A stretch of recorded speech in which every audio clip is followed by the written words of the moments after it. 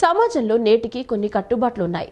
మహిళల్ని శ్మశాన వాటికల్లోకి రానియకపోవటం వాటిలో ఒకటి. శవదహనానికి పేర్చిన కట్టెల గుట్ట దగ్గరికి ఆడవాళ్లు వస్తే పాపమని కొన్ని వర్గాల వాళ్ళు ఇప్పటికీ భావిస్తున్నారు. అయితే ఆ సామాజిక నిబంధనల కన్నా అంతిమ సంస్కారం మిన్నా అని గన్నవరానికి చెందిన కానూరి శేషు మాధవి అనే మహిళ నిరూపిస్తున్నారు. కృష్ణా జిల్లా గన్నవరానికి చెందిన కానూరి శేషు మాధవి అనే మహిళ గన్నవరంలో వృద్ధాశ్రమాన్ని నిర్వహిస్తున్నారు. పట్టెడన్నం దొరకనే పండుటాకులను నా అనేవారు లేని అనాథలను చేరదీయటంతో పాటు వాళ్ల చివరి ప్రయాణాన్ని గౌరవప్రదంగా ముగిస్తున్నారు. ఆ నలుగురిలో నేను సైతం అంటూ ఆదర్శంగా నిలుస్తున్నారు. ఆశ్రమంలో ఆశ్రయం పొందుతున్న తెంపల్లి కోటేశ్వరరావు వృద్ధురాలు చనిపోతే అన్నీ తానే అయి దహన సంస్కారాలు నిర్వహించి తలకొరివి పెట్టి ఆదర్శంగా నిలిచారు.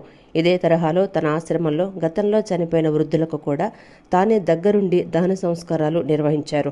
తల్లిదండ్రులు సంపాదించిన ఆస్తులను లాక్కొని నడి రోడ్డుపై వదిలేసి విదేశాల్లో ఉంటూ కనీసం తల్లిదండ్రులను పట్టించుకోకుండా చనిపోయినా చూడడానికి రాకుండా ఉండే పిల్లలు ఉన్న ఈ సమాజం మనం చూస్తున్నాం. అనాథలకు వృద్ధులకు సేవ చేస్తూ ఉంగుటూరు మండలం వెల్దిపాడు, గన్నవరం, పెదవటిపల్లి, జంగంగూడెం గ్రామాలలో బాడుగకు నివాసాలు అద్దెకు తీసుకొని దాతల సహాయంతో చిన్నపిల్లలను వృద్ధులను పెంచి పోషిస్తూ పిల్లలకు విద్యాబుద్ధులు చెప్పిస్తూ ఎంతోమందికి ఆదర్శంగా నిలుస్తున్నారు.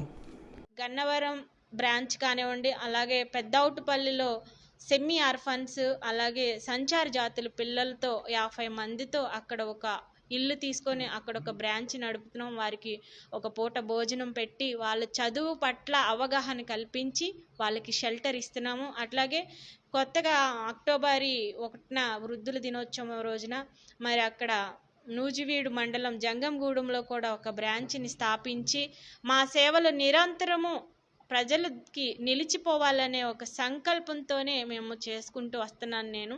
నాకు వెనకాల అంటే సహాయం పెద్దగా అందించే వాళ్ళు ఉండరు. వచ్చేసి కుమారస్వామి గారు, చిగురుపాటి కుమారస్వామి గారు, అలాగే టవల్స్ కంపెనీ ఆవిడ ముక్కామల రజిత గారు, మరి సురేంద్రబాబు గారు, ఈ 2 కుటుంబాలు మాత్రం నన్ను ఇప్పటి వరకు వీడకుండా నాకు అండదండగా నిలిచి మరి ఇంటికి పునాదులు ఎలా అయితే 4 ఉంటాయో ఆ 4 పునాదుల్లో ఈ 2 కుటుంబాలు కలిసి, అలాగే వల్లభనేని ప్రసాదరావు గారు SLVలో ఉంటారు. 2 years అవుతుంది సార్.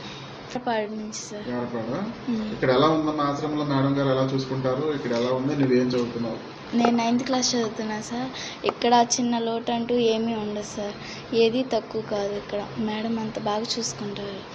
నువ్వు 9th క్లాస్ ఎక్కడ చదువుతున్నావు? సెవెంత్ ఏ స్కూల్ సార్. ప్రైవేట్ స్కూలేగా? మేడం గారు చదివిస్తున్నారా?